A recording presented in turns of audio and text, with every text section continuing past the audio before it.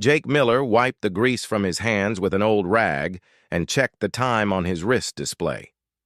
The cargo bay doors of the New Horizon hummed as they sealed shut behind the last supply crate. Another routine delivery run to Nexus Prime was about to begin, and Jake felt the familiar mix of boredom and anticipation that came with these trips to the big diplomatic station. He had been working as a maintenance engineer on human cargo ships for 3 years now, ever since he finished his technical training back on Earth. The work was simple enough, fixing broken systems and keeping everything running smooth during the long hauls between planets. Jake liked the quiet nature of his job and the fact that he could work alone most of the time. The shuttle bay was crowded today. Jake squeezed through the groups of passengers waiting to board the transport that would take them from the New Horizon to Nexus Prime Station. Most of the travelers were human traders and diplomats, but he spotted several alien species mixed in with the crowd. That was normal for runs to Nexus Prime, since the station served as a neutral meeting place for dozens of different alien governments. Jake found a seat near the back of the shuttle and settled in for the 20-minute ride to the station. The shuttle was packed full, with every seat taken and some passengers standing in the aisles. The pilot announced departure, and the small craft detached from the New Horizon with a gentle bump. As they flew toward the massive station, Jake watched through the small windows as other ships came and went from the docking bays. Nexus Prime was huge, easily 10 times larger than any human station he had seen. The structure spun slowly in space, creating artificial gravity through rotation. Lights twinkled from thousands of windows across its curved surface. The shuttle shook slightly as it hit some turbulence near the station. Several standing passengers grabbed onto overhead rails to keep their balance.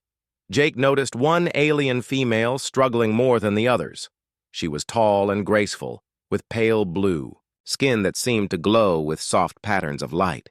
Her long fingers gripped the rail tightly as she swayed with each bump. Jake had seen her species before during his travels, but had never learned their name.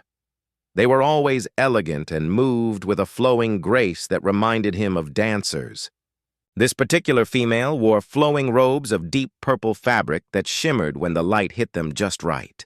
Her face showed strain as she fought to maintain her balance. The shuttle hit another rough patch, and the alien female stumbled slightly.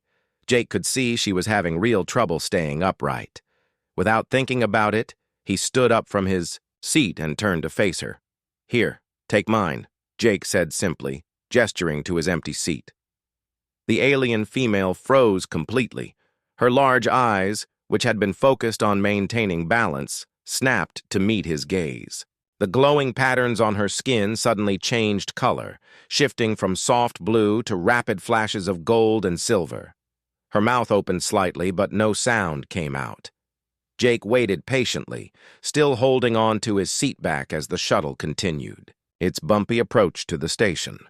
He had offered his seat to plenty of people before, both human and alien. It seemed like the polite thing to do when someone was obviously struggling. "Please," he added with a gentle smile. "You look like you could use it more than me." The silence around them was strange. Jake became aware that other passengers had stopped their conversations and were staring at him and the alien female. Even the human travelers seemed surprised by something, though Jake could not figure out what had caught their attention. The alien female finally moved. Her hands were shaking as she carefully made her way to his offered seat. She moved like someone in a dream, placing each step with extreme care. When she reached the seat, she paused again and looked up at Jake with an expression he could not read. "I accept," she said in accented but clear English.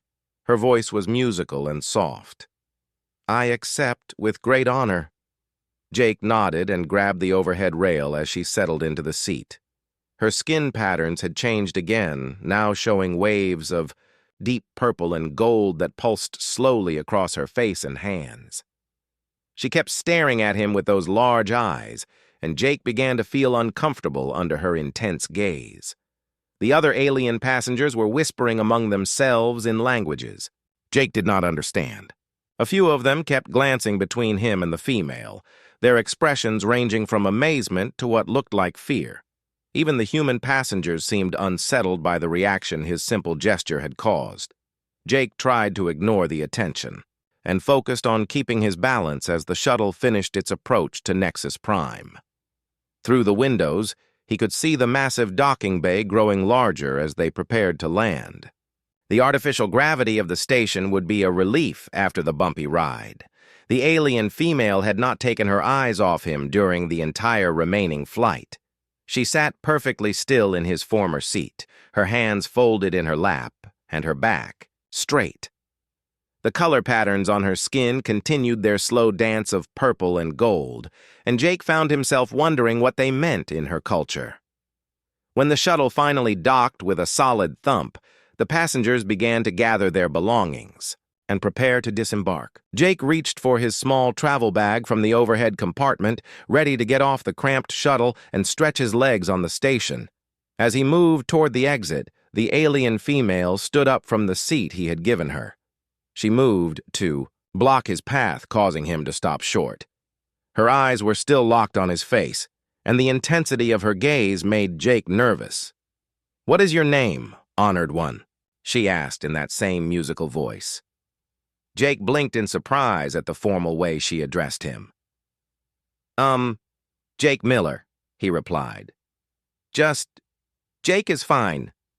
The alien female placed both hands over her heart and bowed deeply to him. The gesture looked ceremonial and important, though Jake had no idea what it meant. "Jake Miller," she repeated carefully, as if testing how the name felt in her mouth. "I am Lady Zara of House Velneth. I will not forget this moment." Before Jake could respond, she turned and glided away toward the shuttle exit. He watched her go, noting how the other alien passengers moved aside to let her pass. Some of them bowed slightly as she went by, which suggested she was someone important in her society. Jake shook his head and followed the crowd off the shuttle. He had maintenance work to do on the station and did not have time to puzzle over alien customs. The brief interaction was already fading from his mind as he focused on the tasks ahead. He had no way of knowing that his simple act of kindness had just triggered one of the most sacred rituals in Veltari culture, or that Lady Zara was already making plans to claim him as her destined partner according to laws older than human civilization. Jake had been working in the maintenance tunnels of Nexus Prime for 3 hours when his communicator beeped with an urgent message. He wiped sweat from his forehead and activated the device, expecting to hear from his supervisor about another broken system that needed fixing. Instead, Captain Lisa Hayes appeared on the small screen. She looked worried and slightly confused, which was unusual for the normally calm commander of the New Horizon. "Jake, I need you to report to my temporary office on Level 7 immediately," she said without her usual greeting. "We have a situation that involves you somehow." Jake frowned as he packed up his tools. He could not think of anything he had done wrong during the flight to Nexus Prime. His work had been routine, and he had followed all the proper procedures. The only unusual thing had been offering his seat to that alien female on the shuttle, and that hardly seemed worth bothering the captain about. The walk to Level 7 took him through some of the more elegant sections of the station. Nexus Prime was designed to impress visiting dignitaries from across the galaxy, with wide corridors and high ceilings decorated with artwork from dozens of different worlds.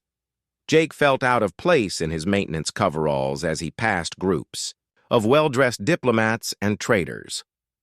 Captain Hayes had set up her temporary office in a small conference room near the diplomatic quarters. When Jake arrived, he found her sitting across from Commander Pete Rodriguez, the station's human liaison officer. Both officers looked serious and slightly bewildered. "Sit down, Jake," Captain Hayes said, gesturing to an empty chair. "We need to discuss what happened on the shuttle earlier today." Jake settled into the chair and looked between the two officers. "The shuttle ride was pretty normal, Captain. A little bumpy during approach, but nothing unusual." Commander Rodriguez leaned forward across the table. "Tell us about your interaction with the Veltari female." The tall blue lady with the glowing skin? Jake asked. I just offered her my seat when she was having trouble with the turbulence. She seemed grateful for it. The two officers exchanged a meaningful look that Jake did not understand. Captain, Hayes rubbed her temples as if fighting a headache. Jake, that was Lady Zara Velneth, she explained slowly. She's one of the most important trade negotiators in the Veltari Empire and a member of their high nobility. More importantly, she has officially declared you her heart-bonded partner according to their ancient customs. Jake stared at them in confusion. Her what now? Commander Rodriguez pulled up a holographic display showing official documents covered in flowing alien script. About an hour ago, Lady Zara filed a formal claim with the Veltari diplomatic mission here on the station. According to their laws, your gesture of offering her your seat was a declaration of romantic intent and a proposal of marriage. That's crazy, Jake said, shaking his head. I was just being polite. I offer my seat to people all the time. That's exactly the problem, Captain Hayes replied. Human courtesy is apparently unknown in Veltari society. They only show such considerations to family members or to someone they intend to bond with for life. By their cultural standards, your offer was equivalent to a formal marriage proposal. Jake felt a sinking sensation in his stomach. Can't we just explain that it was a misunderstanding? Tell them that humans do this kind of thing all the time? Commander Rodriguez shook his head grimly. I tried that already. The Veltari diplomat I spoke with said that claiming ignorance of their customs would be an insult to Lady Zara's honor. According to their laws, you either accept the bonding or you must prove that you rejected her for legitimate reasons. What kind of legitimate reasons? Jake asked, though he was afraid to hear the answer. Basically, you would have to demonstrate that she is unworthy of you in some way, Captain Hayes explained. Given that she outranks most human diplomats and comes from one of their most prestigious families, that's not exactly an option. Jake slumped in his chair as the full scope of the situation began to sink in. He had accidentally proposed marriage to an alien princess just by trying to be nice to someone who looked like they needed help. There's more, Commander Rodriguez continued. Lady Zara has been asking about you all afternoon. She's been visiting various shops on the station, purchasing what appear to be traditional courtship gifts. The other alien species are starting to take notice. As if summoned by his words, the door chimed softly. Captain Hayes activated the entry control, and the door slid open to reveal Lady Zara herself. She had changed from her shuttle attire into even more elaborate robes of silver and gold. Her skin patterns glowed brightly with swirls of warm colors. She glided into the room carrying an ornate box made of some kind of crystalline material. When she saw Jake, her face lit up with what could only be described as joy. The patterns on her skin shifted to brilliant gold and white. My beloved Jake, she said in her musical voice, moving directly to him. I have brought you the traditional gifts of bonding intent. She placed the crystal box on the table in front of him and opened it carefully. Inside, nestled in soft fabric, were several objects that Jake did not recognize. One appeared to be a piece of jewelry made from the same crystalline material as the box. Another looked like a small sculpture of intertwined figures. These belonged to my grandmother and her grandmother before her, Lady Zara explained, her eyes never leaving Jake's face. They are given only to one who has proven themselves worthy of our highest honor. Jake looked helplessly at Captain Hayes, who gave him a slight nod of encouragement. He turned back to Lady Zara, trying to think of a way to explain the situation, without causing offense.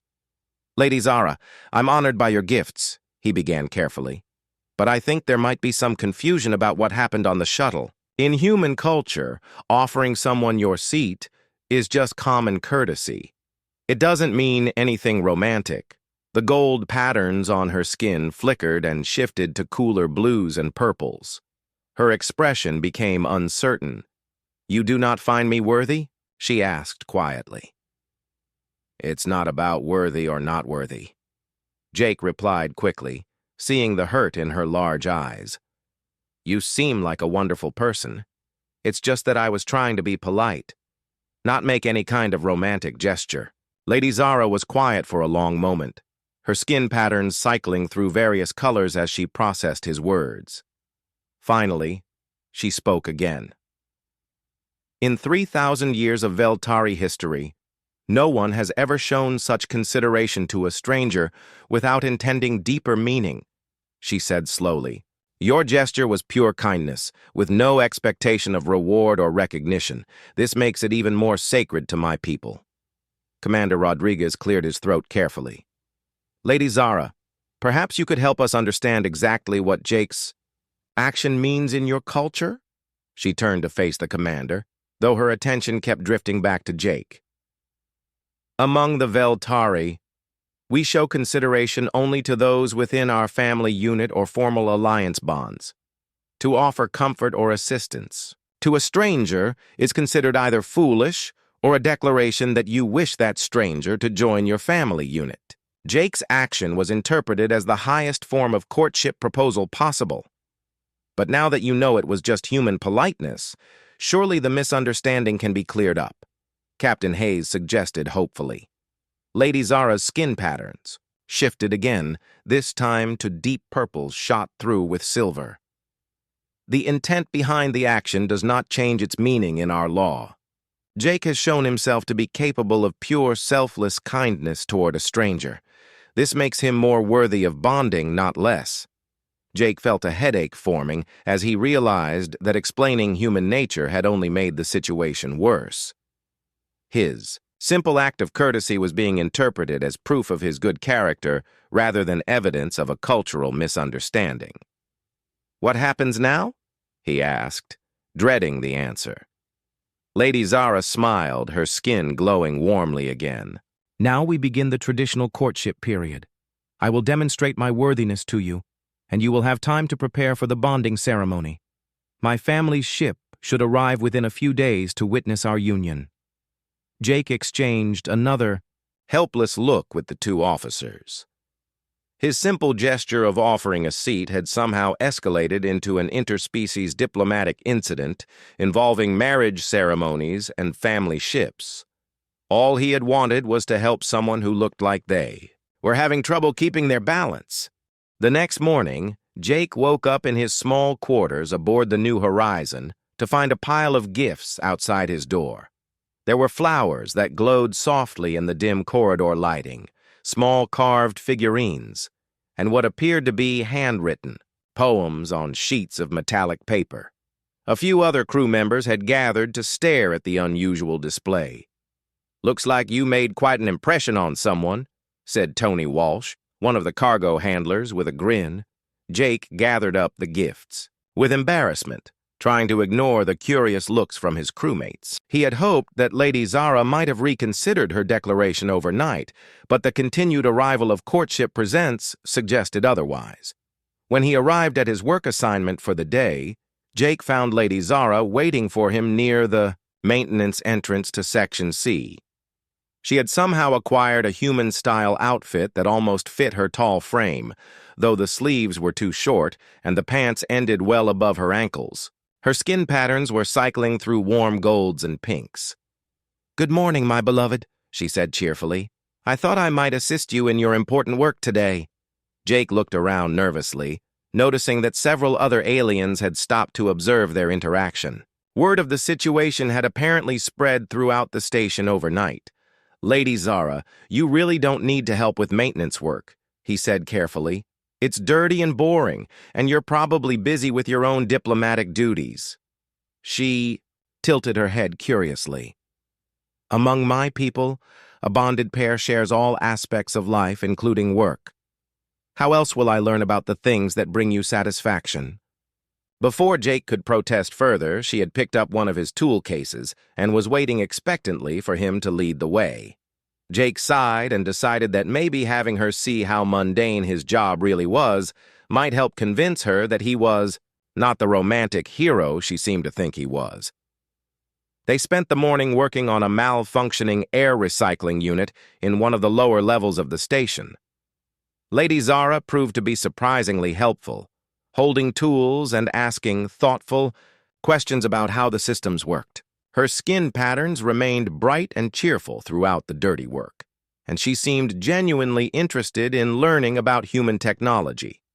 "Your species builds things to last," she observed, examining the solid construction of the recycling unit. "Veltari technology is more elegant but not as durable as this." Jake found himself relaxing slightly as they worked together. Lady Zara was intelligent and pleasant company, even if the circumstances of their meeting had been completely crazy. He began to understand why she had achieved such a high position in her society's diplomatic corps. Their peaceful morning was interrupted by the arrival of Commander Rodriguez, who looked even more stressed than he had the day before. "Jake, we need to talk," he said urgently. "Both of you, actually." They followed him to a nearby conference room, where he activated a large display screen showing what appeared to be star charts and ship positions. "We have a problem, Commander," Rodriguez began. "A Veltari battle fleet jumped into the system about an hour ago. 3 heavy cruisers and a command ship, all flying the banner of House Velneth." Lady Zara's skin patterns immediately shifted to rapid flashes of gold and silver. "My brother has come," she said quietly. "Your brother commands a battle fleet?" Jake asked with growing alarm. "War Commander Kyle Velneth leads the military forces of our house," Lady Zara explained. "He must have received word of my bonding claim and come to ensure that proper protocols are followed." Commander Rodriguez pulled up another display showing an incoming message. "He's demanding permission to dock with the station and meet with Jake personally. He says he needs to verify that this human is worthy of bonding with a member of his family." Jake felt his stomach drop. What does that mean exactly? Lady Zara looked uncomfortable for the first time since Jake had met her. Her skin patterns had shifted to nervous blues and purples. "Traditionally, a bonding candidate must prove their worth through 3 trials, she said reluctantly. "The trial of wisdom to show mental capability, the trial of strength to demonstrate physical prowess, and the trial of heart to prove emotional commitment." "And if I fail these trials?" Jake asked, though he suspected he already knew the answer. "Then my brother would be obligated to defend our family's honor," Lady Zara replied quietly. "Either the bonding claim would be withdrawn in disgrace, or the unworthy candidate would face combat challenges until the matter is resolved." "Commander." Rodriguez was already pulling up more information on his display. "It gets worse. Apparently word of this situation has spread beyond just the Veltari. We're getting inquiries from diplomatic missions representing at least 6 different species, all wanting to know more about human courtship customs." Jake stared at the screen showing messages from various alien governments. Why do they care about what humans do? Because if the Veltari consider a human worthy of their highest bonding honor, other species want to understand what makes humans special, Commander Rodriguez explained. "The Veltari haven't recognized a bonding claim in over 300 years. Your gesture has made you famous across half the galaxy." The situation was spiraling completely out of Jake's control. What had started as a simple act of politeness was now involving battle fleets and interstellar diplomacy. He looked at Lady Zara, who was watching him with an expression of hopeful anxiety. "Is there any way to call this off?" he asked.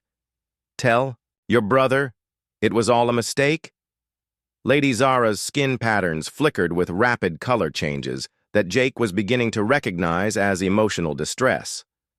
"I could withdraw my claim," she said slowly, "but that would bring great shame to my family and suggest that I made an error in judgment about your character. My brother would still need to investigate the matter to preserve our honor." Commander Rodriguez was reading more incoming messages. "There's something else. We're getting reports that other humans throughout this sector have started copying Jake's behavior. Apparently, the story of his politeness has spread through human networks, and people are going out of their way to be courteous to aliens." "That's good, right?" Jake asked hopefully.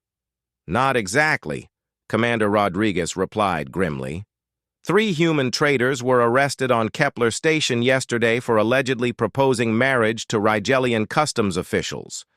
A tourist group on New Geneva accidentally triggered a diplomatic incident by helping elderly Centaurians with their luggage. And there are at least a dozen other situations developing where human politeness is being misinterpreted as romantic or political gestures. Jake put his head in his hands. Not only had he gotten himself into an impossible situation, but his actions were apparently causing problems for humans across known space. We need to find a solution that satisfies Veltari honor customs without forcing you into marriage, Commander Rodriguez continued. And we need to do it before this becomes a major diplomatic crisis involving multiple species. Lady Zara reached across the table and gently touched Jake's hand. Her skin was warm, and the patterns had shifted to soothing blues and greens. "I am sorry that my feelings have caused you such distress," she said softly. "I never intended to bring trouble to your people or force you into unwanted obligations." Jake looked up at her sincere expression and felt a pang of guilt. None of this was Lady Zara's fault either. She had acted according to her own cultural understanding, just as he had acted according to his. "It's not your fault," he said finally. "We're both stuck in a situation that neither of us expected." Commander Rodriguez was still studying the incoming reports. "War Commander Kyle Velneth is requesting permission to dock in 2 hours. He wants to meet with Jake and arrange the traditional trials. We're out of time to find an easy diplomatic solution." Jake took a deep breath and looked at both Lady Zara and Commander Rodriguez. The situation had gone far beyond his control, but running away would only make things worse for everyone involved. "Then I guess I need to face these trials," he said with more confidence than he felt. "How hard can they be?" War Commander Kyle Velneth was even more impressive in person than Jake had expected. He stood nearly 8 feet tall, with the same luminescent skin as Lady Zara, but marked with silver patterns that spoke of military rank and battle honors. His presence filled the large conference room where the trials were to take place, and his voice carried the authority of someone accustomed to commanding entire fleets. "So you are the human who dares to claim bonding rights with my sister?" he said in perfect English, studying Jake with intense golden eyes. Jake stood as straight as he could manage, trying not to let his nervousness show. "I am Jake Miller, and I meant no disrespect to your family or your customs." The war commander circled him slowly, like a predator evaluating prey. "Intention matters less than action. You have triggered laws older than your species, human. Now you must prove yourself worthy or face the consequences of dishonoring House Velneth."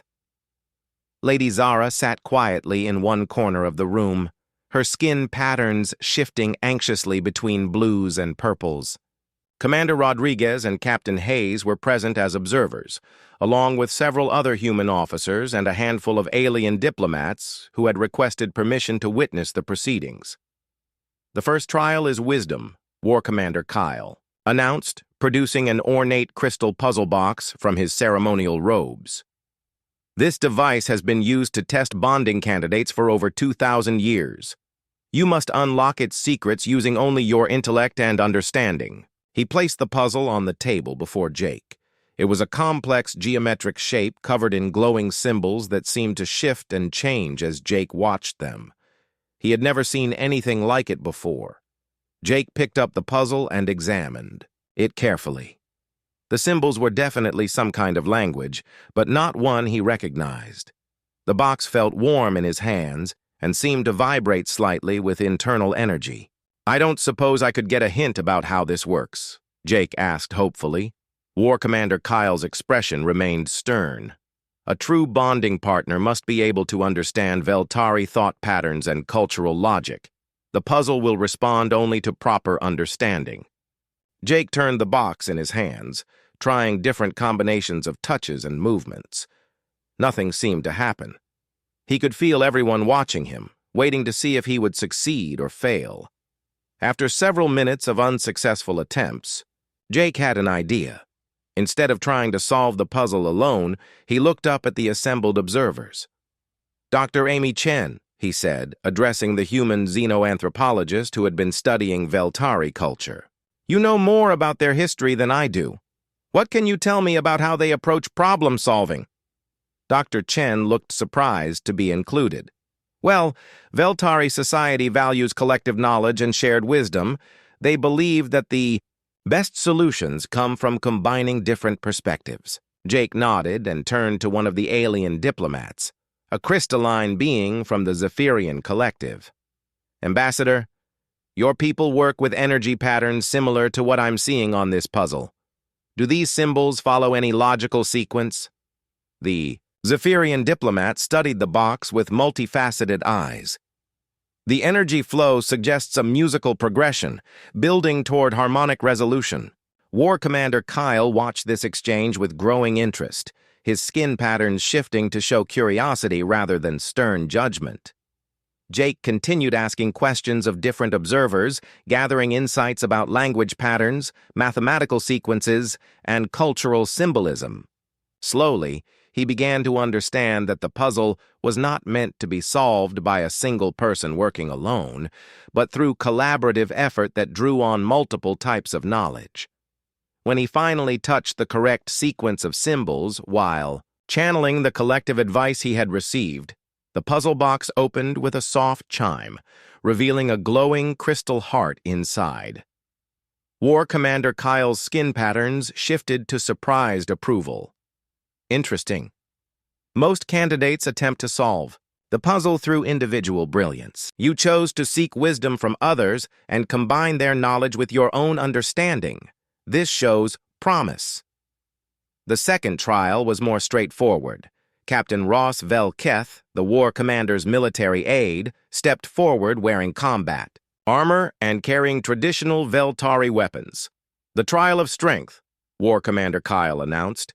You must demonstrate your ability to protect and defend my sister through combat prowess. Jake looked at the heavily armed Veltari warrior, who stood nearly 2 feet taller than him and probably outweighed him by 100 pounds. This did not look promising. Are there any rules? Jake asked, trying to buy time to think. Combat continues until one participant yields or is unable to continue, War Commander Kyle replied. Captain Velketh will use traditional weapons. You may choose from available human equipment. Jake selected a simple metal staff from the weapons rack, figuring it was better than trying to use alien technology he did not understand. Captain Velketh wielded what appeared to be an energy blade that hummed with contained power. The fight began badly for Jake. Captain Velketh was faster, stronger, and far more skilled with his weapon. Jake found himself retreating constantly, barely managing to block the Veltari warrior's attacks. It quickly became clear that he had no chance of winning through superior combat ability. But as the fight continued, Jake began to notice something strange. Captain Velketh was holding back, pulling his strikes at the last moment and creating openings that Jake could have exploited if he had been more skilled. The Veltari warrior seemed reluctant to actually hurt him. Instead of pressing an attack, Jake stopped fighting completely and lowered his weapon. "Why are you holding back?" he asked Captain Velketh directly. The Veltari warrior froze, his energy blade wavering. "I do not understand your question." "You've had at least 6 opportunities to end this fight, but you keep pulling your strikes," Jake continued. "You're worried about hurting me too badly. Why?" Captain Velketh looked uncomfortable, glancing toward War Commander Kyle before answering. "In all my years of combat, I have never faced an opponent who showed concern for my well-being during battle. When you asked about rules, you were worried about fighting fairly. When I stumbled earlier, you waited for me to recover instead of pressing your advantage. Such behavior is unknown among warriors." War Commander Kyle stepped forward, his skin patterns showing deep thoughtfulness. "This trial is meant to test your willingness to protect those you care about. But you have demonstrated something far more unusual. You show concern for the well-being of even your opponents. This speaks to a character that values life above victory." The third trial proved to be the most difficult. Jake was asked to sit alone with Lady Zara and demonstrate his emotional commitment to the bonding claim. Among our people, the heart bond is sacred because it represents a complete joining of two lives, Lady Zara explained, her skin patterns cycling through nervous colors. You must show that your feelings for me are genuine and that you understand the depth of commitment involved. Jake looked at her earnest face and felt a wave of guilt. She was clearly hoping that he would declare his love for her and accept the bonding ceremony.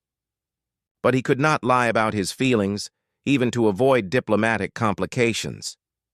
Lady Zara, I need to be honest with you, he began carefully. You're an amazing person. You're intelligent, kind, brave, and beautiful. Any man would be lucky to have you care about him. Her skin patterns brightened hopefully. But I don't love you, Jake continued gently. Not the way you want me to. I offered you my seat because I saw someone who needed help, not because I was romantically interested. I can't pretend to feel something I don't feel. Lady Zara's skin patterns shifted to deep blues and purples, but she did not look away from his face. However, Jake continued, I've gotten to know you over the past few days, and I genuinely like you as a person. I'd be honored to be your friend if that's something your culture allows. Not because of any formal bond or ceremony, but because I think you're someone worth knowing. Lady Zara was quiet for a long moment, her skin patterns cycling through complex combinations of colors. Finally, she spoke. Friendship, she repeated thoughtfully. We have alliance bonds and family bonds, but the concept of choosing to care for someone without formal obligation is new to me. You would choose to spend time with me and care about my well-being simply because you enjoy my company? That's exactly what I mean, Jake replied. No ceremonies, no obligations, no formal declarations, just two people who like each other and choose to maintain a connection. War Commander Kyle had been watching this exchange with growing fascination. His skin patterns showed rapid cycles of surprise and contemplation. War Commander Kyle stood in thoughtful silence for several minutes after Jake's declaration. His skin patterns shifted through complex combinations of colors that Lady Zara watched with obvious concern. Finally, he turned to address the assembled observers. In 3,000 years of Veltari civilization, we have never encountered the concept that Jake Miller has described, he began, his voice carrying a tone of wonder. This idea of friendship, of choosing to care for another without formal bonds or obligations, challenges everything we understand about interpersonal relationships. Lady Zara rose from her seat, her own skin patterns showing a mixture of disappointment and curiosity. Brother, what does this mean for the bonding claim? War Commander Kyle looked between his sister and Jake, his golden eyes thoughtful. Jake, Miller has demonstrated wisdom by seeking collective knowledge rather than relying solely on individual brilliance.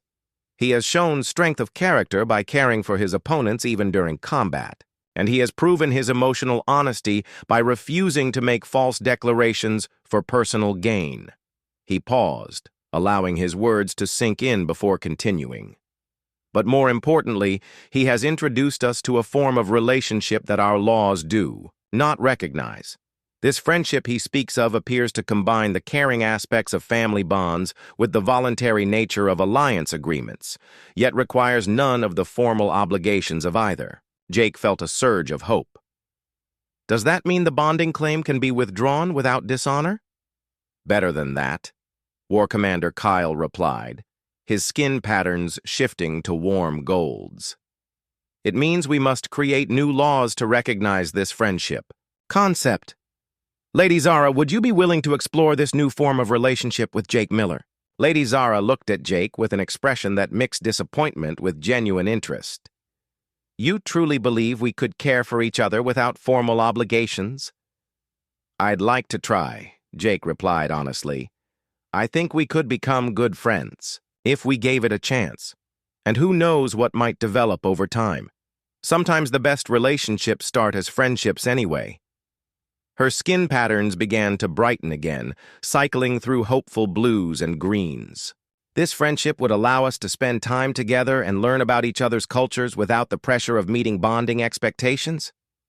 Exactly, Jake confirmed. We could just enjoy each other's company and see what happens naturally. War Commander. Kyle was already activating a communication device to contact his fleet. I must inform the Veltari Council of this development immediately. If Jake Miller's concept of friendship proves successful, it could revolutionize our entire approach to interspecies relationships. Commander Rodriguez had been watching these developments with obvious relief. What about the other situations? Developing across human space? The diplomatic incidents caused by human courtesy being misinterpreted? War Commander Kyle considered this question seriously. We will need to establish new protocols for interpreting human behavior. Perhaps the Veltari can serve as cultural interpreters, helping other species understand that human kindness does not automatically carry romantic or political implications.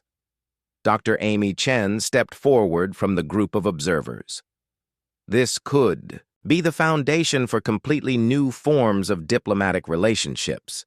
If we can establish that humans naturally show consideration to strangers without expecting anything in return, it might help explain why human space has been so successful at maintaining peaceful trade relationships. Over the following days, the concept of human friendship became the focus of intense interest throughout Nexus Prime.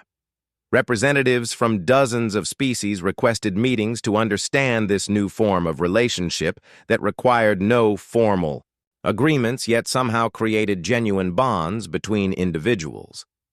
Lady Zara threw herself into learning about human culture with the same intensity she had previously devoted to romantic pursuit. She and Jake spent hours together, with her asking endless questions about human social customs while teaching him about Veltari history and traditions. Your species is remarkable, she told Jake one evening as they shared a meal in one of the station's restaurants. You show kindness to strangers as naturally as breathing. Most species reserve such behavior for family members or formal allies. Jake watched her skin patterns cycle through warm colors of contentment and realized that their friendship was developing exactly as he had hoped it would. Without the pressure of formal bonding expectations, both of them were free to simply enjoy each other's company.